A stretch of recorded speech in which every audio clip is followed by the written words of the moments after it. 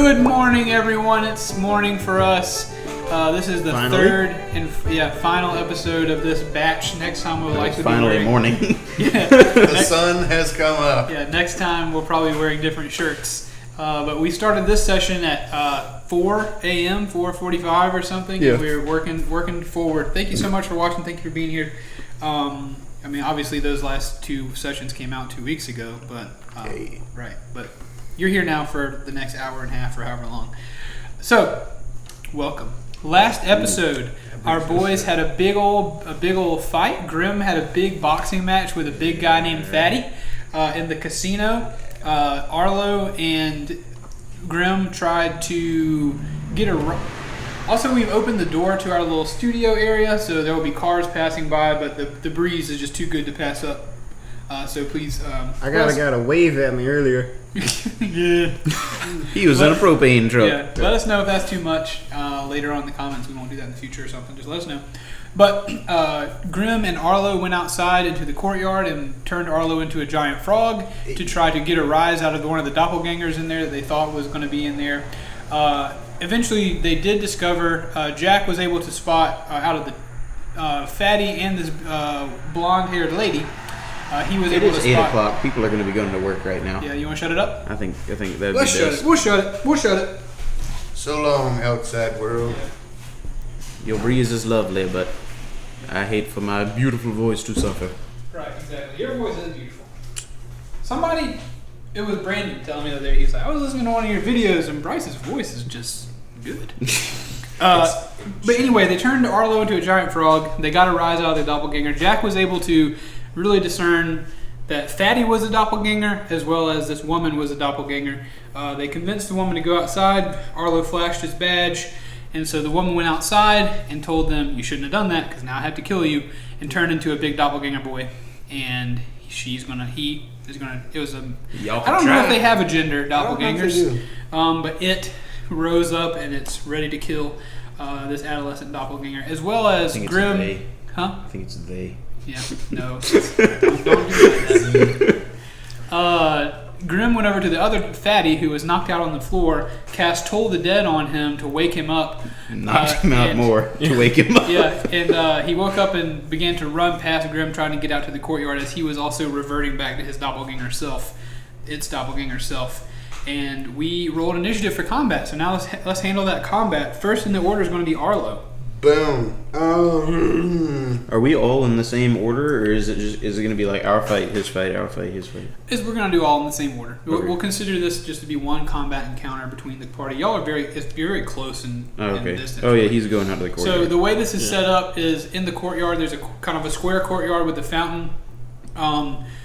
It's a square picture. Arlo and Jack have run out of the door, which is at the bottom of the square, and are now standing with their backs to the fountain, facing towards the door and towards the doppelganger that is looking at them right in front of the brick wall that heads back into the casino. So we got past the doppelganger?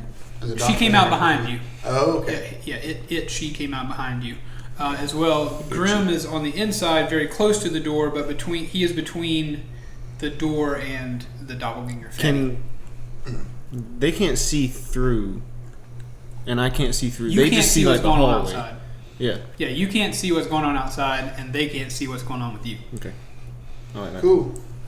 All right. I am going to be a dire wolf. All right, so you're going to transfer is that an action? As a bonus action. Oh, okay, cool. So, yeah, Moon Druid. And I am going to go in for the bite. So, what's it look like when you transform into a wolf? Like, do you just poof, appear, or is it like a transformation? I kind of see it as like a not like a painful kind of thing, but almost like instantaneous kind of thing. Kind of a werewolf, like you kind of just lean down and then you appear as a wolf. Yep. Boom. Cool.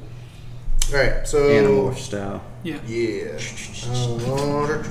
That's a 15 to hit. Okay, and what are you doing again to Wait, it? do I add anything to that? No, I already had it. Yeah, I'm going in for the bite. Okay. Yeah, nope, that's not who I'm looking at. Sorry. That is going to hit. Boom! All right, and it do 11 damage. Wow, okay, awesome. Great hit. Cool. So and Dang, good, really good hit. And it must succeed on a DC 13 save or be thrown or knocked back. How far? What are you? Saving throw or be knocked prone. Sorry, you were biting them? Yeah. Or, okay, and be knocked back by the bite. Oh, it'd be knocked prone. Not prone. So it's Gotcha. Yeah. So I'm picturing you're a wolf, so you're going for probably upper thigh with this Something like bite, and you bite. Well, it's a dire wolf, so it's like it's a large right. creature. You had advantage. With a double you could can have you if be you a had dire wolf? Critical. Huh? I have advantage. Can you be a dire wolf? You said you get advantage if I'm near Are you. you sure? No. Because that's the thing that they get at level 2? Yep. Okay. Wouldn't it? You said you get advantage if I'm with you and I'm right beside you. That's So- true. That's true. I get advantage on Yeah, it. so You roll can- and see if you crit. I do not. No crit. Okay. Okay. Does it, she, they, them, whoever succeed on a DC 13 strength? Strength. It's likely they do not. No, they do not. Then they are. Alright, so you take a hunk out of the doppelganger's leg and it goes Boom. and like falls back on its butt as you rip a hunk out of its leg. And it stays like, no, no, and grabs its leg prone. And so- I'm just kind of hanging out close by, ready for another attack. Okay, so you're not moving back. Cool. It is going to be the doppelganger's turn. It is going to stand up. Let's see. Shut up, Zenas. That was gross. I got some spit everywhere on my mouth. Alright, so he's going to stand up and try to slam you. The doppelganger. So the doppelganger is going to stand up. He's going to say, "Isn't time to die?" And puts his hands together and tries to axe handle you. Boom. I think that's what we decided to call that. Yeah, that's what it's called. Oh, I need to roll. I'm not rolling damage. Sorry. Will a 7? Hit my AC? Yeah. No. All right. Okay. So as the wolf, you're able to like dodge out of the way, but it's gonna, as it hits the ground, it's gonna come up and try to hit you again. Well, Also not gonna hit. So the wolf is too fast. You dodge out of the way, and the wolf is just too fast for the doppelganger. And is now the doppelganger on the inside's turn. He is going to run directly past Grim and out the door. oh. So attack of opportunity on that for Grim. 13? That is not going to hit the AC on the doppelganger. So what's going on? It's time to wake up. Yeah. Gotcha. So you Time for work. so as Fatty stands up and begins to transform into a doppelganger, not quite making it back. He's trying to keep from causing attention, drawing attention to himself. So he goes past you toward the door, and as he goes past, like you try to grab him and stop him, but as you grab onto the robes that or the clothes that he had on, his overalls, the overalls kind of just shrink back into his body because it was just a part of his form, and your hand slips off of it and he gets outside. Jack, it is your, sorry, no, that's just his movement. So he gets outside, and he says, What is going on out here? And the other doppelganger says, "We must kill these. They're on to us. They know about us. They're going to take us to jail or kill us worse." And the other doppelganger that just ran out there says, "If that's what we must do." And so then he goes and tries to attack you as well, Josh. He's going to try to slam you. He's going to try to punch you Good. on this one. Also, 8, not going to be your AC. No. They're rolling low. These things are very, very frazzled, especially Fatty. He's hurting. He doesn't feel good. Wow. So he also is just going to like swing at you. They're just completely whiffing you right now. I tend to think that it's just my amazingness is why they miss. No, it is. It is. There we go. You're dodging their, not your amazingness, but as a wolf, you're agile and you're dodging their punches. I was hoping it'd be amazing. I mean, do what you will. Jack, it's your turn now, sir. Hey, I'm gonna to attack the closest one. I think that's the. They're about equal in distance from you. Okay, then You're the kind of by side at this point. first one. Okay. No longer prone. Yeah, it stood up. So do you want to attack the one that just ran out, or the one First one. Okay, gotcha. That would be we'll say that's the one on the left. Okay. I'm gonna go with Booming Blade. Booming Blade. That's an elf thing, right? Yeah. Remind me what Booming Blade does. It does 19 plus. And why'd you roll 6. twice? He has He's advantage because right next to I'm him. next to him. Okay. Direwolf grants pack tactics. So It grants pack tactics to if him. I am within 5 feet of the enemy, then he gets advantage. Very cool. I like it. So yeah, 25 to hit. Yeah, that'll hit. And Booming Blade, if they move from where they are, they take an extra D8 of damage. But that is on top of the D8 of damage that my cleaver already does. Okay. So that is 10. Well, okay. And a D8 if they happen to move. Only the wolf has pack tactics. Yeah. The wolf has advantage on an attack roll against a creature if at least one of the wolf's allies is within 5 feet. It Okay, so it doesn't he does- grant it to somebody else. It's just you have it. Okay. Yeah, Then that's never what I mind. thought. I missed. Okay. Okay. So I thought you as a rogue had something like that. If you're No, within I 5 feet, get sneak attack if you're within 5 feet. I don't get advantage. I get sneak attack if I have advantage, and I get sneak attack if you were standing next to me. Cool. Which he was. Yeah, So you but I do. missed still. So if you are within 5 feet, I have advantage on the attack. Yeah. But Right. you don't grant that to other people. Yeah. And sneak attack is not advantage. Sneak attack is extra damage. Sneak attack is gained from having advantage or having an ally nearby, but an ally nearby does not necessarily mean advantage. Gotcha. I'm sorry to retcon that, but I do want to do it right. Yeah, figure it So out.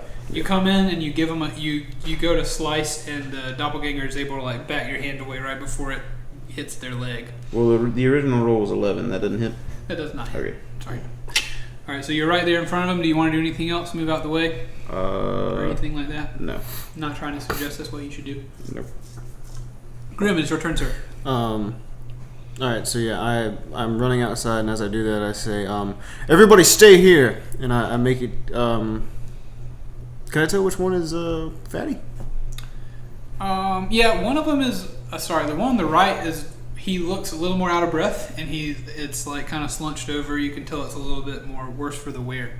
A little worse for the wear, not more worse. One of them has a chunk missing out the leg. Yeah, and one of them has a chunk missing out the leg, which did not. Okay, I'm gonna attack Fatty. Okay. As you left, everybody like you said, don't do anything or whatever, or stay in here, and everyone looks at you like, "Who's this guy? Why are you saying that?" Oh, I'll show him. I'll show them. 13's not gonna hit. 13's not gonna hit. Didn't a 13 hit in the match?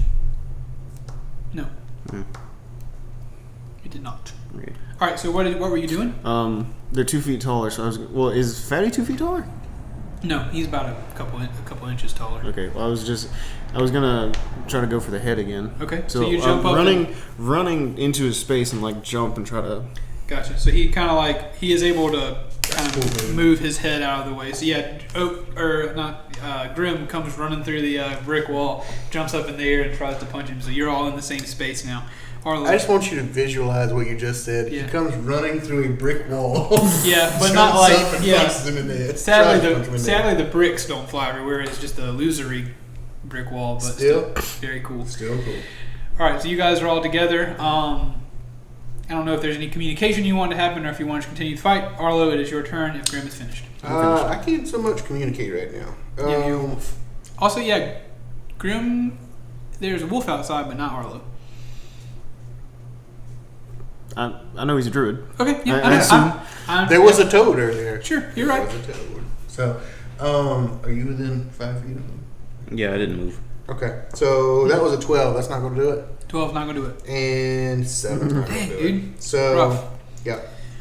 All right, so you We're all buy- just whiffing. Yeah, everybody is having a bad day. So This it's, is a weird thing that's happening. It's just you guys are all bound up, and there's punches coming in, and there's blades going around, but just none have found a connection yet because there's a lot of confusion, a lot of just movement going on. Hard to get a grab on somebody. But it looks amazing. It does look pretty cool. Arlo, are you finished, or is there anything else you can do? That's all I got right now. Okay, doppelganger again. Doppelganger 1 is still very upset with you, trying to hit because you took a bite out of his leg. Ooh. 14 is going to hit ish. Just hits. Okay. He's going to do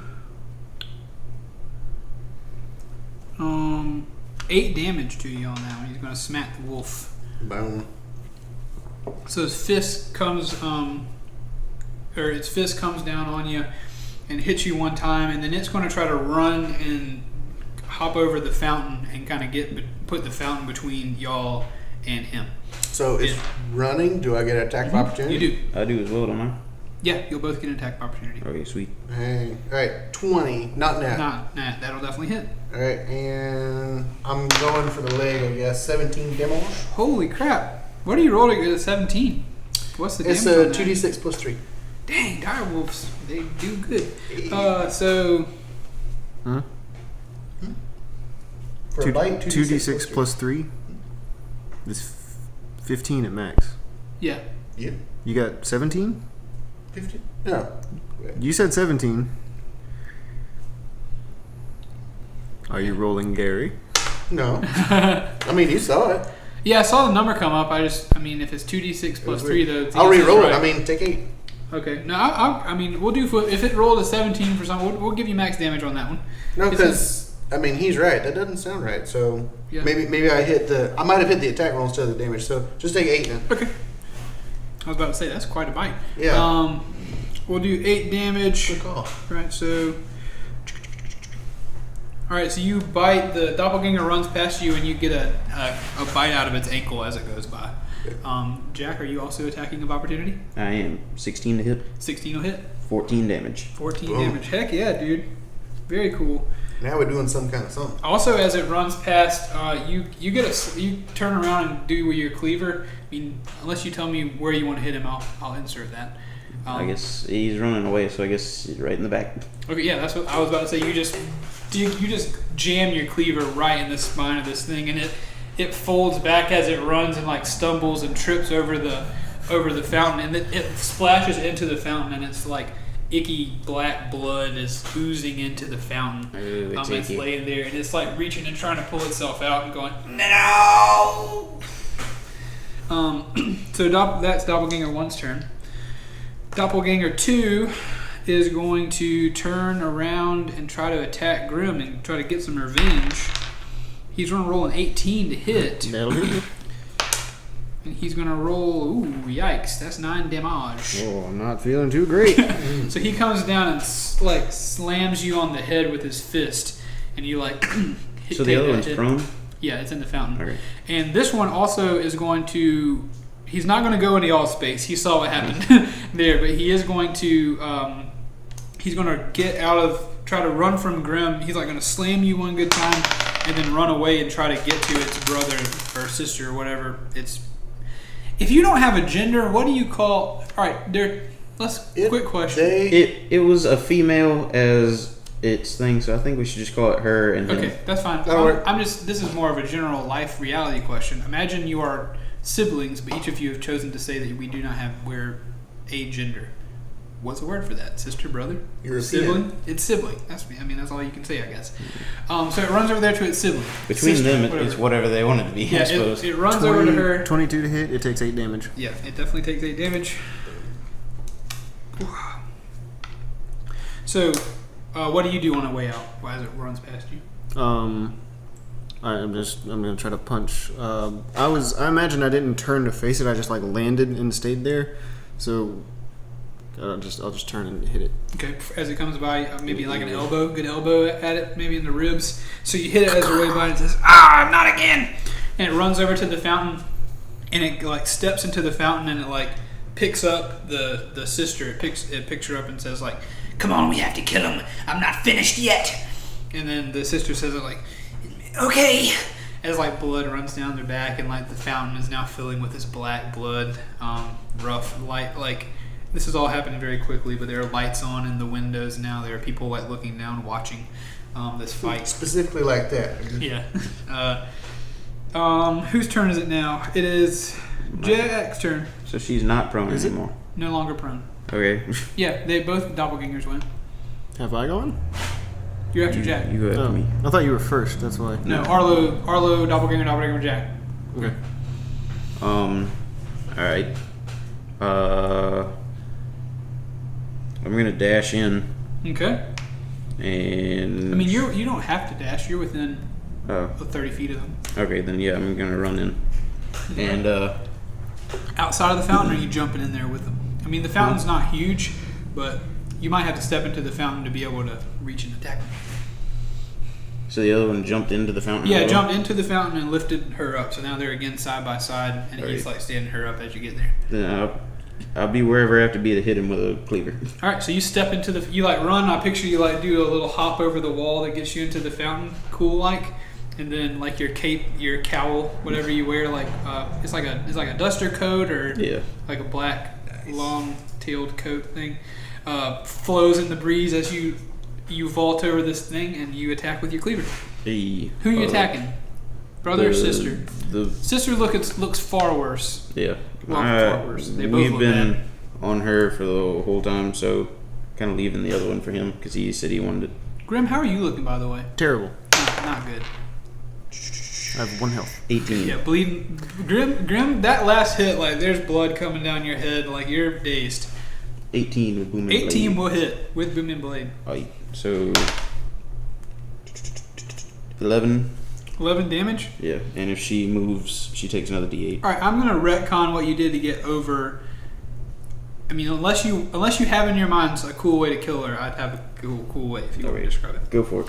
All right, so you instead of vaulting over it, you jump left foot onto the wall of the fountain, and you can't reach up there with your hand to her neck, but you jump up, and as you jump up, you like go around her shoulder and grab her shoulders and bring the cleaver across her neck, and then like ride her down to the water, and she splashes down as the. I really hate personifying the death of anything with she in it. Like that makes me really that makes me uncomfortable a little bit. But that's I think my South getting out. But you like Myself. you slit the doppelganger's throat and ride it down to the fountain and slam it, and like water and blood splashes out the sides of the fountain. Would you say there's like a fair amount of mist created by the fountain? Or? No. Okay. Unless you why? Don't worry about it. You said no, so continue. Yeah, it's a splash, but I wouldn't say it's a mist. Okay. I thought you were trying to point out the wet dust again. Okay, sorry about that. My I think ability, he's I talking can. about like the fountain itself is making like a mist. Yeah. Well, yeah, just let me know what your ability is, and I'll see if we can. Well, no, I mean, if it's lightly obscured, I can use that to hide, and then I'd gain. Oh yeah, advantage there's not on enough it. mist to hide. Yeah, Huh? yeah, you can hide. You can. I mean, like light fog is enough for Jack to hide in. I wouldn't say this fountain is creating a mist that can conceal you, but they're also, I mean, if you want to like slam her in the water, then duck behind the outside of the fountain, you could conceal yourself there. Okay. You want to do that? Yeah. Hide? Is that an extra action, or is that that's your rogue thing? That's my cunning action. Cool. All right, so God, this is a cool move. like you run, Go jump Kratos. up, grab her, slit her throat, ride her to the water, splash down, and then like a phantom, you just go over the side and you're gone. It's very cool move. And thank you, me. So Grim, it's your turn, sir. When that happened, the doppelganger fatty is like this all That he can, happened. it's all he can take. He's speechless. As speechless as a doppelganger. Like these things are really scary looking, but that hurt him. I was trying to think of something cool to say, so I'm not going to do that because I couldn't. So Grim's just gonna like wipe some of the blood off of him, and then like. I guess I'm going to use Channel Divinity, Path to the Grave. You curse a creature with vulnerability to 1 attack until the end of your next turn.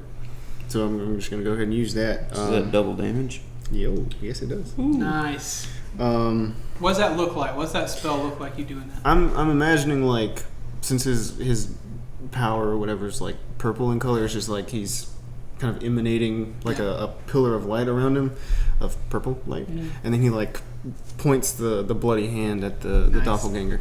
Cool. The doppelganger feels it and like turns. I feel like ghostly hands just coming up out of the ground, like kind of wisping at his ankles, like we're ready to pull you down. You finished, Grim? Yeah. Okay. Arlo, your turn, sir. All right. What's the situational awareness here? Because people have been moving around quite a bit.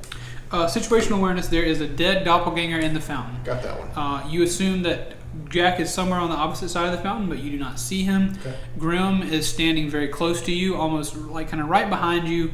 You are about 15 feet away from the fountain where the other doppelganger is standing. I'm going for it. Okay. So going in for another bait. Crit fail. Ooh. rough. With rough it. times. So you go and leap off the thing, and you go to leap and try to bite this doppelganger's neck, and the doppelganger is able to like kind of grab you and like push you down into the fountain, but not like hurting you or anything, just pushing you off. Like, ugh. Boom. I'm gonna stay right there, and I'm just like baring teeth. I'm just growling at it. What, like your wet fur hangs down and water drips, and water and slobber drips from your teeth as you're ready. It's his turn. He picks up the sister's dead body, or sister sibling. Not really a sister, because they really are genderless. Like they were most of the time. Sorry, You brought this up 8 times. it's just it feels funny. Because I don't know what they need to be called.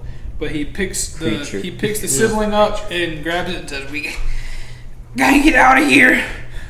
And as he does the nearest person to you, he picks her up, and like there's a giant wound, like her head almost like flops back, but he's in a daze.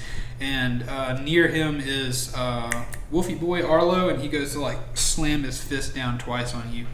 On me? Mm-hmm. He's going to miss the first one. In his anger, what's your AC? 14. Yeah, in his anger, he misses you both times. He just slams by you, and you like dodge both times. He just slams the ground around you, and he uses his movement to drag her out of the fountain and leaving my area. Leaving your area. And mine. I'm right there in the fountain with him. Yeah. I'm hidden though, so. Yeah, that's true. I guess he's trying to get out of there. I I guess these doppelgangers really aren't a prize to the whole opportunity attack thing. They don't really. They're adolescents. They haven't experienced much combat. They thought they were big and bad. So he's gonna try to pull the sibling out and drag towards the entrance to this courtyard that goes out to the street that's on the opposite end from where you came in. And so I guess you both get an attack of opportunity. Arlo? Well, I was gonna say, since he's like passing over the fountain wall. Yeah, he's stepping right over you. You're like right there. Sweet. And I'm Crunch hidden, so take a 17 will hit. Yeah. But I have advantage since I'm hidden, so might as well. Oh, it was pretty fair. It hit the 20 and then it bounced back to the 1. Either way, sneak attack and the other damage. Oh, sneak attack, dude. So 9 plus 4, 13. All right, 26 damage. He's dead. Oh yeah, it's doubled because he has the double damage put on Good it. lord, he's dead. Nice. He's dead. How do you kill him? What does it look like? I guess he's stepping over me. Yeah. I guess like as soon as he like passes over me, like I come up behind him with like an upward swing, like straight up the spine. Yeah, split his back open. Yep. You split his back open down. Spatchcocking. Yeah, you spatchcock him down to the bone. His back splits open and blood like just gushes out of his back, and he like turns to you, and like as the life leaves his eyes, and he's like makes a last lifeless gasp, and then they both fall down, and his body lays backward on the ground, like kind of sitting up against the wall of the fountain with his arms draped in, and the sibling is like laying on his chest with her neck open, and there's blood everywhere. And you're out of combat. Hey. I'm gonna heal myself for 2 points. Okay. Grim's looking bad. I'm gonna turn back into a Arlo. All right, so And, Arlo, you stand up.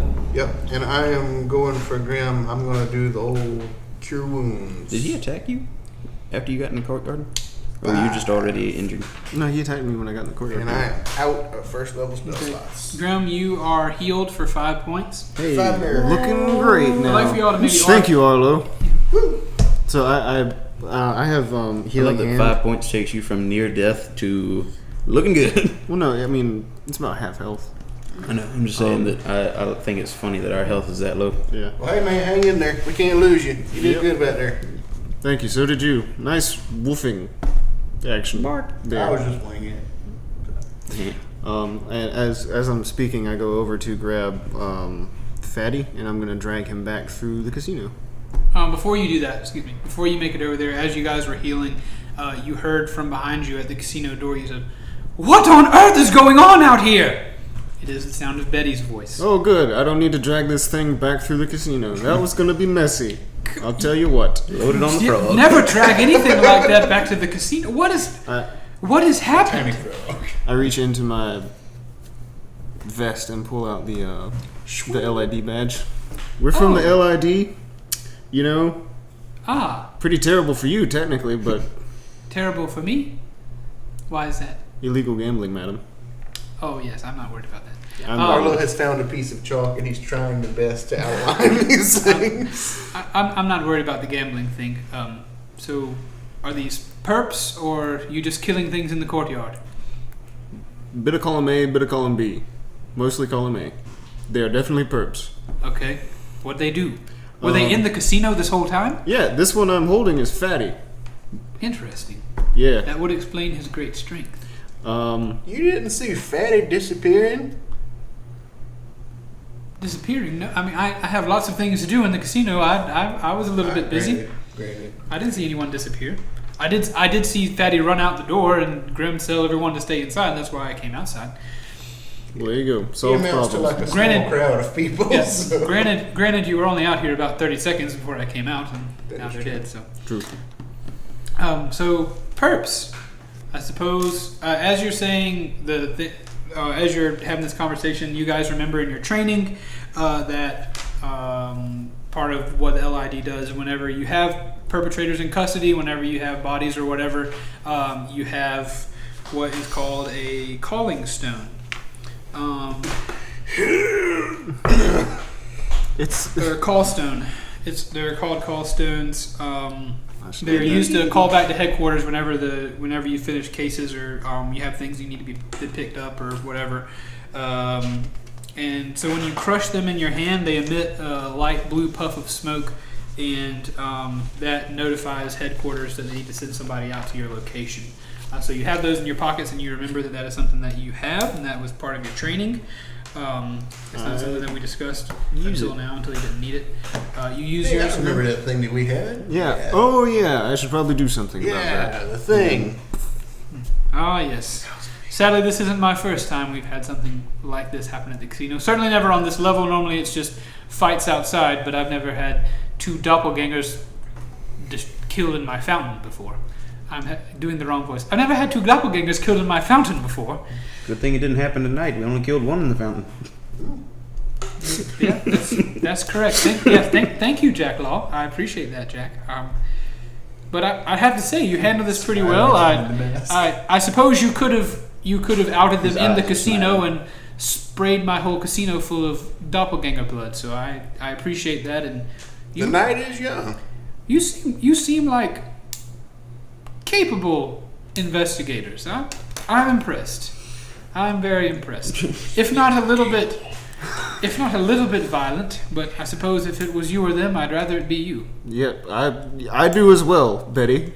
What have these things done? Should we tell them?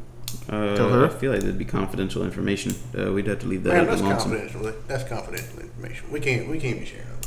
Very well. I'll find out some other way. Thank you very much. I appreciate you for... I assume these things... It was only a matter of time before something bad happened in the casino, so I very much appreciate it. And by this time, are you crushing your call stone? Not your soul stone. I did that a while ago. Okay, so the puff of blue smoke happened. So I would imagine maybe you even did it after you guys downed the 2 doppelgangers, maybe. So as you're having this conversation, a friendly and familiar face appears, and it's Timney Furlish from our first episode. I gotta pee again. Okay, we'll cut. Hold!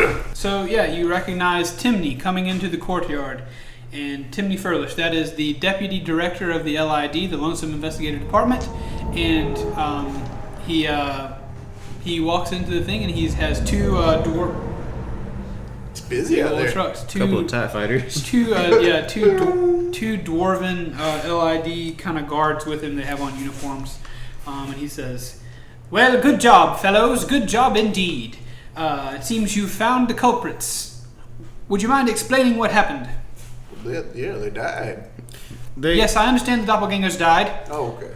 They kidnapped and tortured and eventually killed 2 townsmen. Yes, we did get your word that we went and notified the families of Corgus and the other one, not Corgus. Corgus is the director. Forcus is the person we notified, his wife, as well as the other one. I do not remember their names, but we notified their wives that they had expired. But we did go to James' house, and we saw that he was getting along nicely with his new wife, Beth, whose full name is Elizabeth. Things were going well there, so we did get your word. We got your word that you did find the missing men. So these doppelgangers were behind it? Yes. And why are you here in this courtyard? What brought you here? The doppelgangers. This is where we tracked them to. This courtyard here? And I look back at Betty. They were regulars of the, what's it called? Shady Maple? Of the Shady Maple. Yes. And he walks over to Betty and he says, "Hello, Betty. How do you do?" And she says, "I'm doing well, Timmy. How are you doing?" And they kind of shake hands and do pleasantries or whatever. I killed him. And they look like they know each other fairly well. It's not like a whatever. Also, he called her by Betty and not by her full name, her actual name. Bartholomew. Yeah. Lebetra. Well, her that she told you that was a code name last time. So he kind of gives her a knowing pleasantries or whatever. Calls her by her little casino name, and he says, "Well, I'd consider this a job well done, boys. Thank you very much for your work. Very successful first case." Indeed. Thank you. Well, one guy survived, 2 died, and there's 2 dead bodies. Well, they had been gone for quite a while, the missing men, so we expected them to be dead. I mean, the wildwood is a dangerous place. It is reasonable that they would have been dead. But we are very appreciative of your service. When you make it back to headquarters, you will receive your pay. Go to Doris at the window, and you will receive your stipend, your pay for this case, because that is how we pay you here. For the Lonesome Investigative Department. Congratulations, you're no longer rookie detectives. You've got your first case under your belt, and we very much appreciate it. We're sorry that it did have to end in the deaths of these 2 creatures, but when it comes to the safety of the people of Lonesome, as well as to the people of the surrounding regions, we pull out all the stops, if you will. There are no holds barred. It would seem there are also no cuts to the neck or back barred as well. Thank you. This is not bother. These were evil creatures. Yep. Indeed. You are free to. It's late at night. I imagine you've had a rough evening. If you'd like to get some rest, feel free to return to the barracks at headquarters, or if you would like to go home if you live nearby or have a place to stay, or do whatever it is you please for the evening. You're off work. You're off duty. Fantastic. Thank you for coming to help.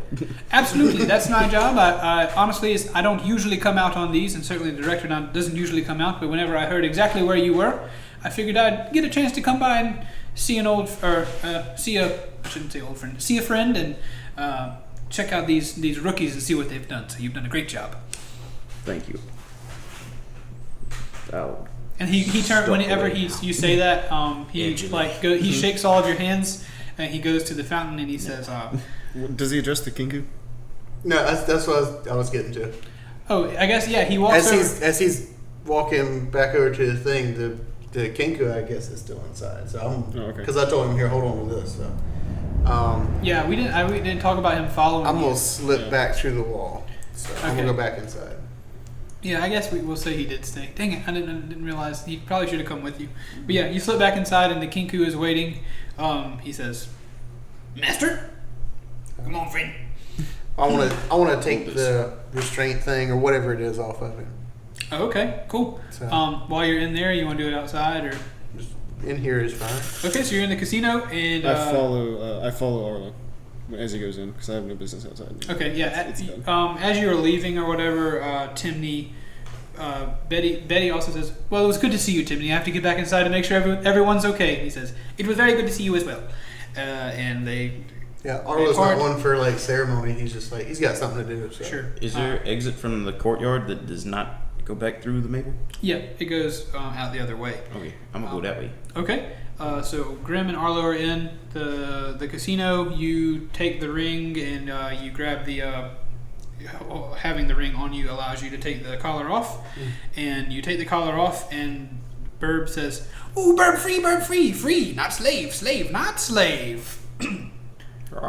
put it back up now. And he's very excited. He's like hopping up and down. He's very excited. And he says, Master, no? Nope. No master. Come on, friend. If you want to, you make your own decisions now. I give him the ring and the collar. So. Yeah. He holds those and he says... He slaps the collar on you. Come on, friend. Well, everyone's gonna die. So much for that. No, he holds them and he does say... he says... He like kind of looks down at himself and he says, Master. And then he tosses the collar. He like just tosses it back into the casino. I go grab it. Yeah, and he puts the ring in his pocket. And he says, like, he kind of gets a little bit closer to you and he says, come on, friend. Okay. So the Kinku will be following you now and being wherever you go for now. Kinku's probably be following for right now. That'll work. So you guys, are you going back out? Yeah. I guess we're going. I'm going back to the barracks because I have no place to stay. Yeah, that way would be back the way Jack was going as well. So you guys, or Arlo and Burb. Arlo and Burb leave the casino, and you guys are walking, and you see Jack as he moves to go out of the. Yeah, Jack is in 0% hurry right now, Yeah, so you're they're just walking strolling. with any pace. They'll catch up. Yeah, maybe. No. Groom, are you staying? You coming? No, I pick up the collar and I follow Arlo and Burb, and as we pass Betty, I guess I give her like a nod. Okay, she says, well, it was a pleasure having you at the casino this evening. Hopefully we'll see more of each other in the days or weeks or whatever to come. Maybe we'll see each other again. Perhaps we will. Nope, don't do that. Hey, I want to get in on that frog jump championship whenever that is. It will be a while from now. It's a new game, but come back in a while and we might have a championship. Didn't know that was you. I know. I shall assume you have dealings with the LID on a frequent basis. One could say I have a lot of friends, but she doesn't say that to you threateningly, and she doesn't say that to you as if she's getting one over on you. She says that genuinely as I have a lot of friends. I apparently have misjudged this place. For that, I apologize. And she gives you a very genuine smile and says, "It's possible that you have." And I'll leave it at that, and then I'll leave. Okay, cool. So More nodding. nodding. For 10 minutes. So yeah, you guys all catch up. You're back together for the sake of not splitting the party up. You're back together, walking down the street. So, any discussion about what's happened, or anything, or any type of role play? Where are you guys headed? Let me know. Hey guys, I was a big old frog. You were. That was cool. We all work fairly well together. Indeed, that was quite an adventure, and I imagine I'm in the middle, and I pat their backs. I mean, I don't. Every now and again, Burb says Burb. He's as he's going, he would say Burb Master, Burb. You too, Burb. Congratulations on becoming free. I think this team could work well going forward. Should we choose to continue our line of work? I have no qualms with that. That was my plan anyway. Fair enough. I'm still looking for Master Briar, so might as well. I got nothing else to do, and I think we can watch after each other pretty good. Agreed. Okay, so you guys are walking. Where are you headed? To the. You headed back to headquarters? Yeah. To the edge of the horizon. So it's nighttime, very dark, not a whole lot of life on the streets. There's street lamps, torches lit. So you guys make your way back to the. We're going back to Burke's place. you guys make your way back to the inner circle of the city, which is where the LID headquarters is. Back to the rich part of town. You make it to that inner courtyard where we had the market we talked about. There's a marketplace there. The constable's manor is on one portion of that square. The library is there. So you go in, you see all those, and as you go into the square, you notice that at the constable's manor, there's a lot of excitement, a lot of partying happening. You can kind of hear some music from that direction. There's lots of lights on. By this time of night, there are several wealthy-looking people kind of stumbling out of the gates and a little bit intoxicated and trying to make their way home. The market is definitely shut down for the evening. The dancing lights that normally light the marketplace are all but gone. Most of the vendors are gone. There may be some people tidying up. As it goes, the market tends to go late into the night sometimes, and so you guys make that right. You go past the library, and you are back in LID headquarters, and you're looking down the hallway with the janitor closet to your left, the lavatory / restroom doors are on your right. As you go forward to your left is the window with the where Doris is, and she's back there, and she kind of has a little place to stay back there, a little bunk. Whenever people are out on assignment, she has to stay until they get back in to make sure everybody gets paid in a timely fashion. So They lock the door from the outside. And Yeah. She can't escape. so Doris is kind Grim of is grateful. she's kind of snoring back there in her little cot as you walk in, and the lights of in the place are very dim. This is like a lanterns little are- window in the wall. Yeah. I Kind of know. like a bank. I can see like Arlo would like walk up, but like you can only see like this much of him. So Yeah. I knock on the glass. Doris! Well, hello, handsome. She sits up out of her bed. How do you do on this fine late evening? I do very well. I'm glad you're back. We're just waiting for you. Did you succeed? We did, actually, yes. All right, here's your pay. And she drops no verification needed. Yeah, she They actually said double. It was that difficult. I got word from Timney. I got word. Don't worry. She sets 3 like velveteen bags on the counter, and she says, "All right, that'll be 30 gold coins each that you get for completing this. Well done." Oh boy. Thank you, Doris. Wow, that's like retiring money. She also says, "Prologue complete." What was that? Nothing. Wait, Doris, before you go back to sleep, Yes, honey. does the LID happen to have an armory? An armory? No, not particularly. We kind of let No. people grab things from the market, Okay. what they need. I mean, not everybody here is a fighter, a combat specialist. A lot of people here just find out bad things that go wrong. Going Cockney. Little accent change there. I'm tired. I'd like to go back to sleep. No. What in the world? Thank you. No. Thank you for the information. And You're welcome. I step to the side. I like to watch you leave. Please don't. Also, she can't see anything because he's Walk wearing like a trench coat that goes down to his knees. Still, you're handsome. All right. Off the counts. Arlo's tired, so All right, it says you guys go upstairs. You take your money. You go upstairs. There's several rooms to bunk in.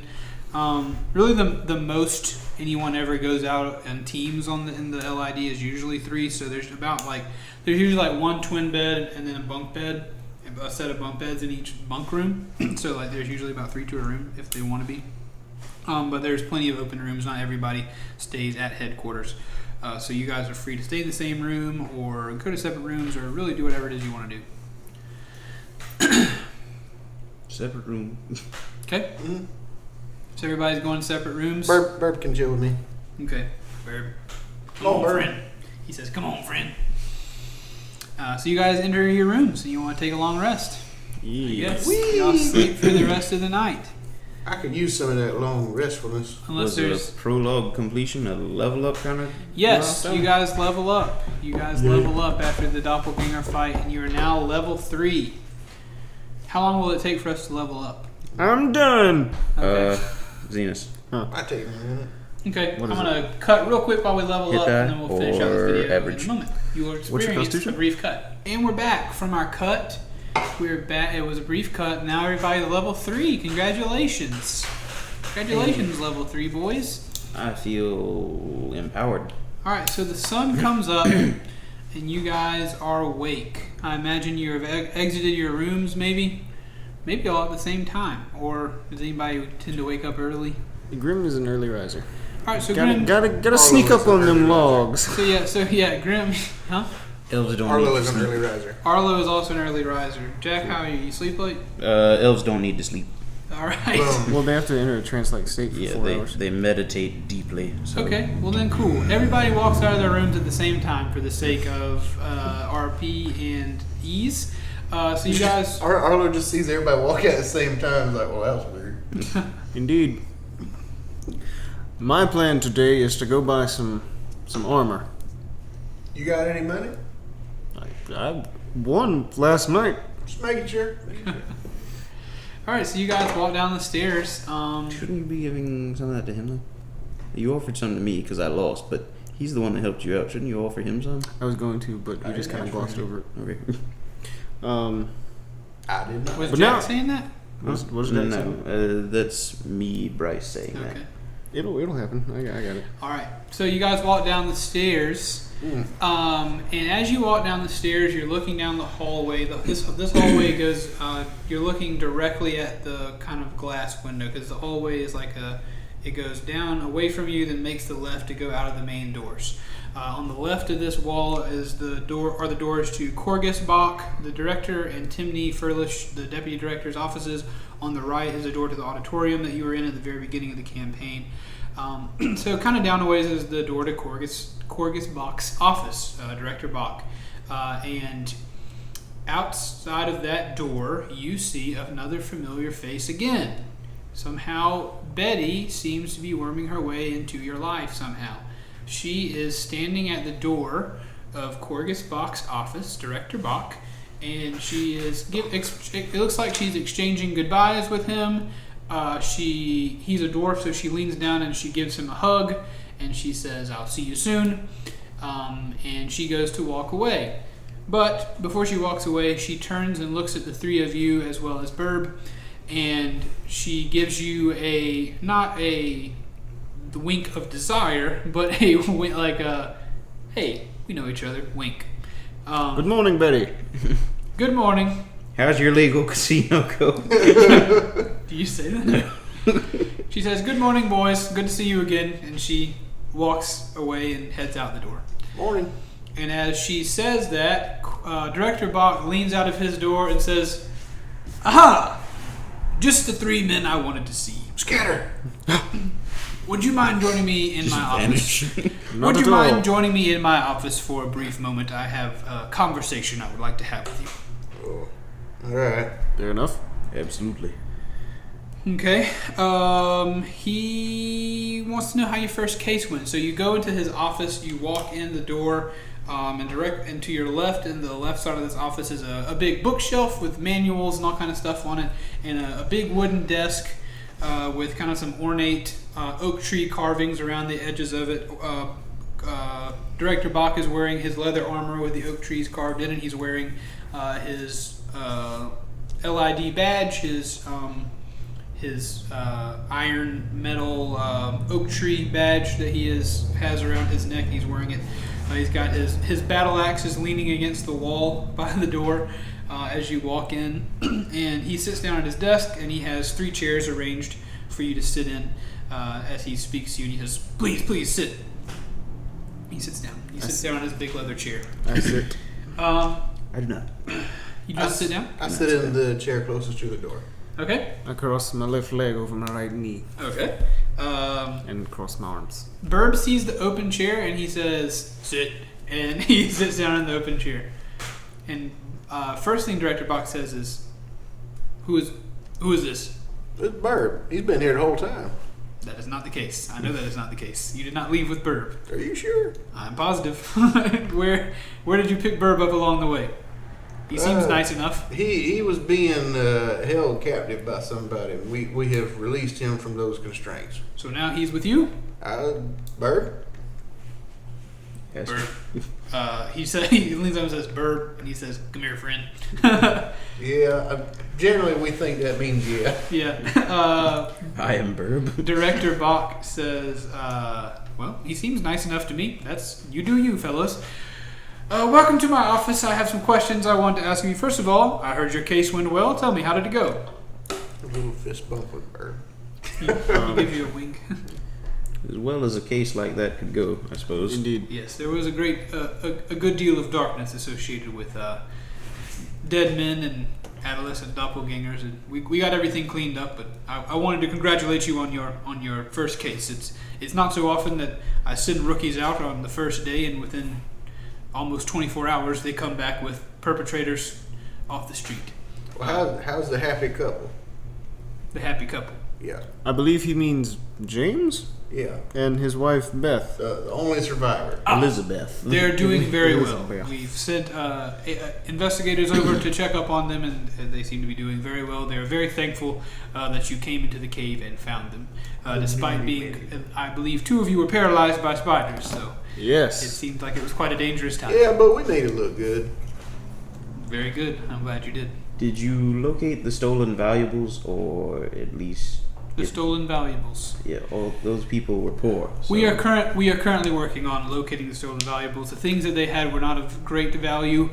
We are searching some of the more seedy underbelly stores and merchants in the Green District. We feel sure that we will either find them or find a way to reimburse from government funds, reimburse those who lost. I do know that at least one of them was doing rather well in the frog races, and that her earnings may best be fitted to the families. We will do our best. That is a very good idea. We intend to reimburse them and use some government funds to try to help them deal with the loss of their husbands. That's good to hear. Though one of the wives seems to be not too caring that her husband is gone, she seems far more concerned with the reimbursement. But Indeed. to each her own. I'll be honest with you. The reason that I've called you into this office is not at all because I want to know how the case went. I feel like I wear 2 hats, and I'm about to put on a different hat. That's quite difficult. I am taking off my Director Bach hat, and I'm putting on my concerned citizen and protector of Mediene hat. What color is it? I need to ask you some questions. He does not respond to your color thing. I need to ask you some questions. First of all, I have on very good authority from a very, very close friend that you 3 Betty. make quite a... Yes, Betty. Just say Betty. We are all in on this little thing now, at least somewhat. So just Betty is fine. All right, let's calm down a little bit. I'm not upset. I'm just Very well, very well. Yes, Betty. Yes, Betty is my friend. Betty is a very close friend of mine. Betty is, I think, a rather funny pun name for her job over at the casino. That is not her real name, but yes, Betty is a friend of mine. She's very close. We go back a long way. But I have on her authority, whom I trust very much, that you are a capable team. You took out 2 doppelgangers. You were able to move them away from the citizens. There was no collateral damage. I'm very impressed, and I'm also impressed with your bravery at these giant beasts that you protected the city from. So I'm very impressed, and she was very impressed as well. well, thank you both for the compliments. So, what comes next is not LID business, and I would like for you to think of it as such. What is next is Mediene business, and first and foremost, some may think that I am in the business of just being in the LID. Some people think I am just in the business of protecting Lonesome, but I do far more than that. At least I would like to think I do. What follows is Mediene business. I'm going to ask you 3 questions, each 3 questions, and I would like to know your honest answers. Do not answer me as No, never mind. Do not answer these questions as an investigator for the Lonesome Investigative Department. Do not answer these questions as a citizen of Lonesome or the Isle of Flame. Please answer these questions as a citizen of our world. So first of all, I need to know, how do you feel about the High Council? The High Council governs our land. You know that there are 10 now wizards that govern, mages that govern our world. What they are doing is wrong. I feel as though, at the very least, they are ill-informed of the common man, or at worst, intentionally negligent of the lower people. Very well. Arlo is not a big picture kind of guy, so yeah. I don't know. I've never met him. Okay. Seriously, like Sure. No, I'm with you. Yeah. That was a Director Bach response. My second question. Dang it, Bach. My second question is, how do you feel about the Cullings?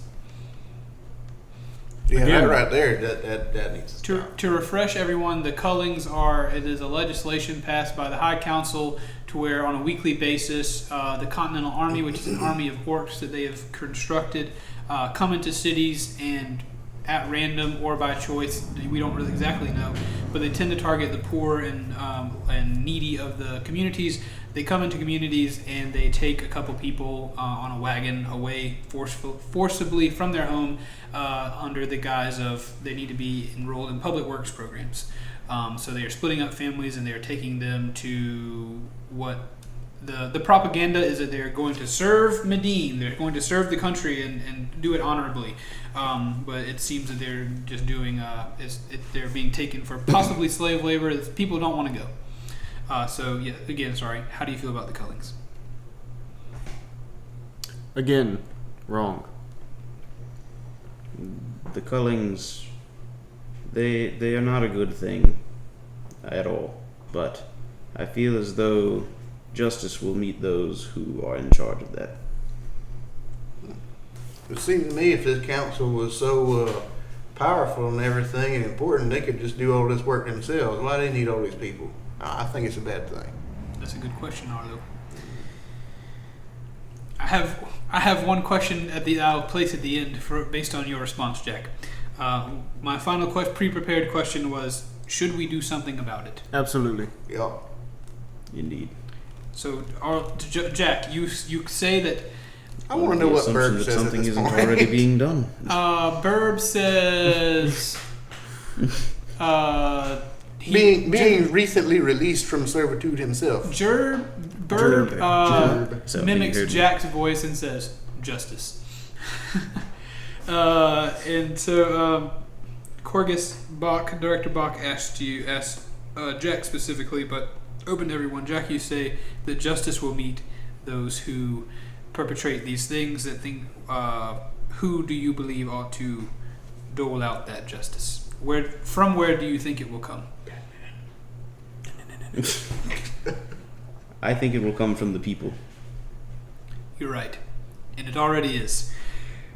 I'm pleased with your answers. There are some people in here there are some people in the agency, there are some people in the city, most people really, that would rather turn a blind eye to what is obviously, if nothing else, enslavement of the lower class. If nothing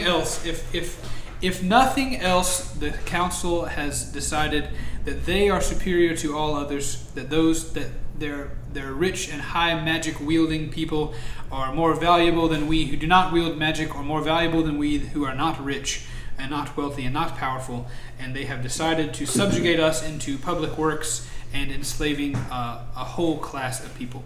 It is wrong and it needs to be righted.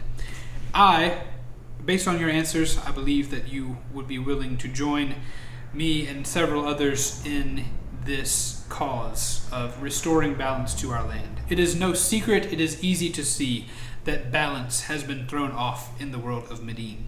Creatures are more aggressive. There are monsters popping up in places where monsters should not be. There are adolescent doppelgangers kidnapping people and killing them and gambling in casinos. There is an army of orcs that are stealing people, men, women, sometimes children from their homes, and people are not concerned with it. Balance is thrown off. I personally, and I hope that you will too, serve an agency, serve a underground group of people that we call the Servants of the Scale. I am more than the director of the LID. That is really more of a cover. I really use this position as a way to recruit for the Servants of the Scale. Our organization was started by two very dear friends of mine. I will not tell you where they are because we have not gotten to the point where I know whether I can trust you completely or not. But this organization was started by two friends of mine, very dear friends, and we operate with the goal of serving Mediene. We want to rebalance the scales. We are servants of the scales. We want to level out the playing field from those who would do evil, those who are doing evil to the people of Mediene. Now, my question to you is, are you concerned enough with the state of the world that you would join us in this quest? Yes. Grim, very quick to answer.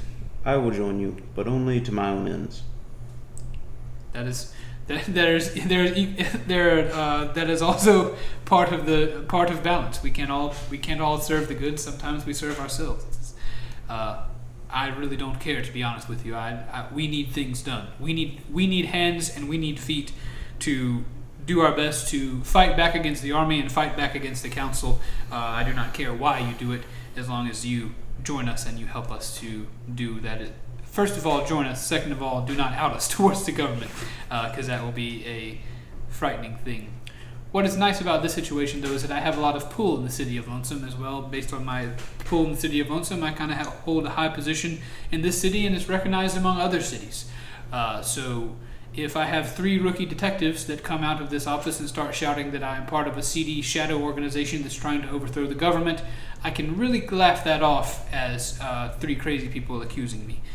You have no proof, and in case you want to do that, I'm fairly safe at this point. But at the end of the day, I would prefer you didn't. I would much prefer that you help us with our tasks.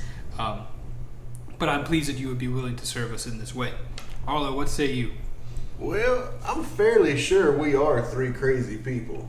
But if you think that there's something we can do to help, I say we give it a shot. Not only is there something for you that you can do to help, there's adventure in it for you. Surely you didn't see yourself living in Lonesome for the rest of your life, hunting down people who are stealing coins, hunting down beggars, and with the occasional monster fight. Surely you 3 look like capable adventurers. You look like you would be willing to go and travel the lands and see the world and help put it back on the right axis. You have no way of knowing this, but that describes me to a T. What's your name? Corgus? Yes. Corgus? Grim didn't ask. Zenas asked. Yeah, Corgus. Okay. Who are you again? Well, good. Hello. Because if you join the Servants of the Scale, a lot of us are older. A lot of us have our things that we're locked into doing. I cannot speak loudly and use lots of gestures. No, I cannot go on many adventures anymore. I have this job to do. I have to find people like you who are willing to serve. But there will be great adventures in it. Treasures, even. We're not against you making coin off of this situation. We have things that need to be done, and we hope that you will join us on this task. Does it take us out of the city? Absolutely, yes. I'm down for it. It will take you out of the city. Probably sooner rather than later. There are many things to be done. Let me read some more things that he might want to tell you. At the end of the day, you answered. I was looking for stronger opinions about the Cullings, but it is my belief that the Cullings are ruining this world. That the council is killing our world. This balance. The gods did not create our world to be off balance, and the longer our world is off balance, the worse things will get, and eventually things will get irreparable. We seek to right the world, and we need your help to do that.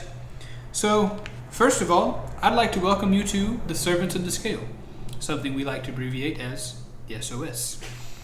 Boom. We appreciate your service. And as he does that, he takes his badge off and he lays it down on the table. And whenever he lays his badge down on the table, he lays it upside down. And on the back of his badge, there is an engraving of that same symbol from the back of the cards in the casino. It's the triangle with a line that goes here and goes all the way through. It's almost like an umbrella, but with a little bit of shorter handle. And it's kind of engraved in there. So he says, "Your badges, please." I give it to him. So you get I everybody. fish around and I have okay. to find mine. Yeah. So everybody gets. I can't wear mine. Yeah. He grabs your badges and he's one by one he slides them under the desk, right on the edge, and he like kicks his knee up and you hear a ting. And then he brings it back out, and it's now engraved with this impression of the symbol. And he does that on all 3 of you. And I want to see some kind of doctor about that. Oh no, it's just a thing I have under the desk. It's not a big deal. Have you ever cut yourself on that? That seems rather dangerous. I've missed a couple times. I'm not perfect. It's got that same imprint all up and down his leg. So he does that for all of you. You all now have badges with these things. He says, "This ought to help you convince some other members of the Servants of the Scale that you are with us now. This ought to be a useful tool for you to make sure that you are not looked at as common investigators or common folk who are trying to cause trouble, but for those of us who know what the symbol means, they will know what it is that you do. I stuff it back in a little bag or pouch. Okay, he hands everybody their badge back. All right, so he explains. Now, it's not as simple as you're now members of the Servants of the Scale. I'm not sending you out on.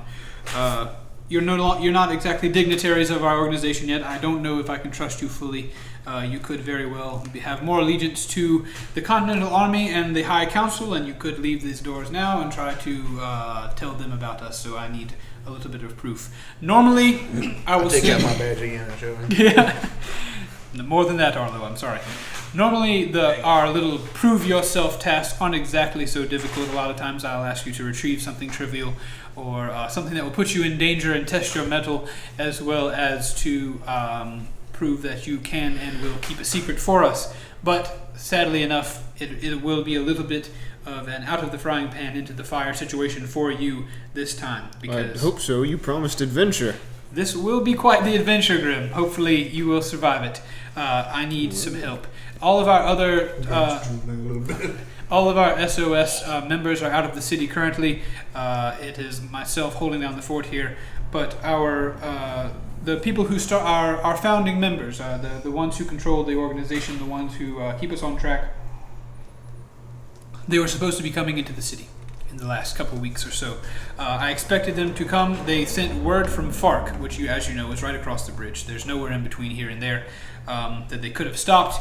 I received word from Fark a few weeks ago that they would be here very soon, and I have not seen them. They typically come straight to me. There's no reason that they would be bound up. I am very concerned that our wonderful constable of the land, Ronald Witherbranch, who you may have known or even seen about the city, I am concerned that he has captured them. Ronald, if you do not know, is a brother to one of the High Council members. Ronald Witherbranch is a fat man. He is a large man who loves his decadent lifestyle. He is a very powerful wizard, but he also is very, very, very concerned with how he looks being wealthy. And one of his ideal concerns is capturing beasts. He loves animals, and he doesn't love to care for animals. He loves to capture them and usually mount them on his walls, or if he finds a particular mythical beast that he enjoys, he will imprison it in a dungeon that we do not know where it is, but we know that he takes them somewhere in the city. The reason that I tell you this is because I know that the Constable Ronald Witherbranch has a place to put this family that is on the way here. They were bringing their 2 children as well with them to come and visit me so we can work out plans. They were on their way, and I am concerned that the Constable has captured them. I am sorry to put you through something like this. I am sorry to ask you something so difficult for your first trial run here as Servants of the Scale, but without this family that is coming here, there is very little else we can do.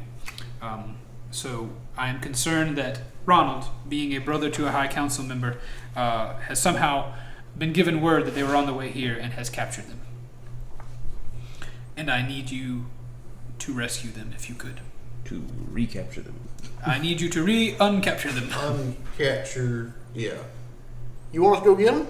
Absolutely. That is your task. Yeah. I'm going to buy armor first, and then we'll be on our way. Of course. Ronald Witherbranch, I may have painted him as quite the sadistic fellow. He does enjoy killing beasts, but I do not expect he is the kind of man to kill an innocent family or semi-innocent family. I certainly don't believe he is the kind to kill children.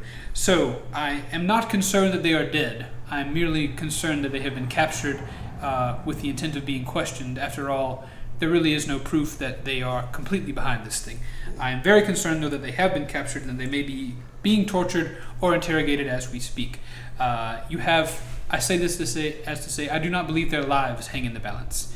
You have time to do as you will, make your preparations, devise a plan. But I would ask that before we do any other Servants of the Scale business, before anyone can do any other Servants of the Scale business, we've got to get this family back. And I'm sorry to ask for that to be your first task. Where do you suggest we begin looking? Where is Ronald's house? He lives in the Constable's Manor. It is rocks throw this direction. You've seen it from the courtyard, I'm sure, from the inner courtyard of the city. All right. Oh, was that the place we passed last night? Yeah, the Constable's Manor. Yeah, so he lives there. It's in that big city block. It's a big house in the middle of kind of a grassy area, and it's gated. But you know what he's talking about. So that's where he lives.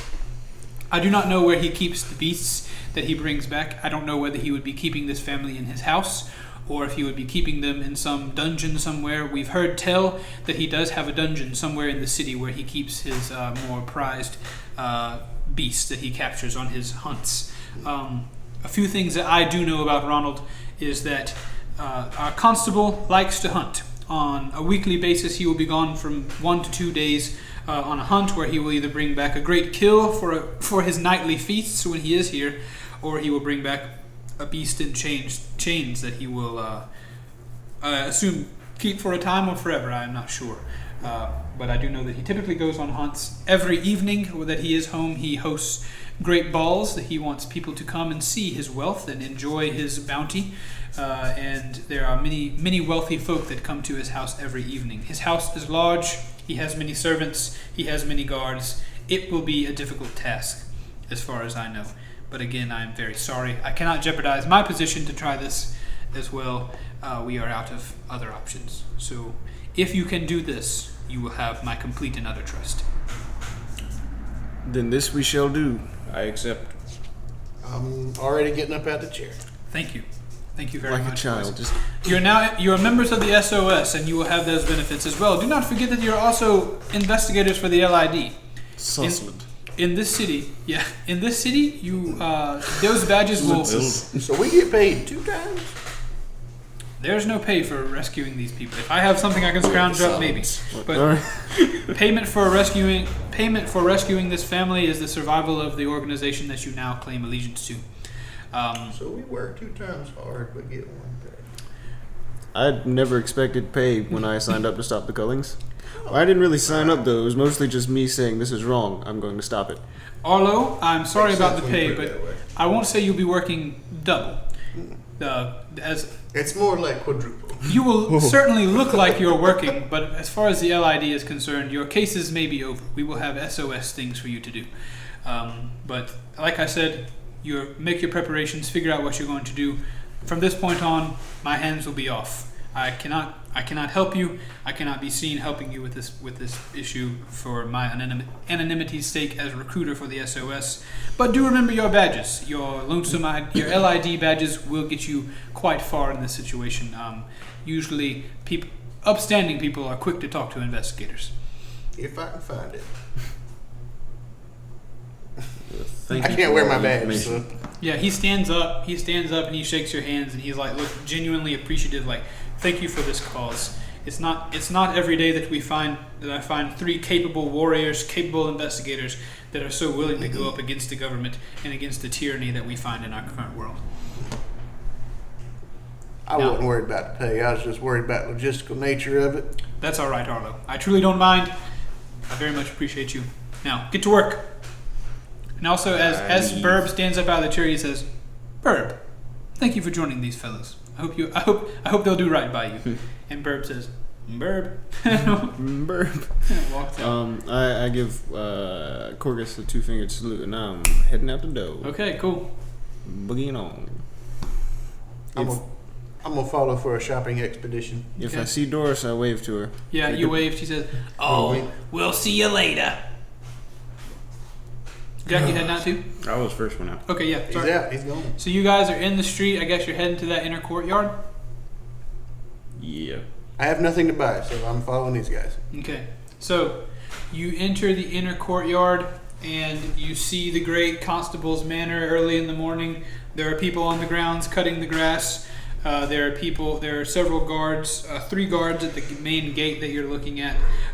You can see that the manor is a bustle with the servants preparing things. You can see on the inside of the gate, kind of to the right, there's a large stable where the constable keeps his horses and stuff, his carriages, and as well you can see the great manor. And on his porch, you can see the constable kind of looking out over his land there, just kind of looking out as his kind of big burly self would do. He strokes his chin. I wave to him.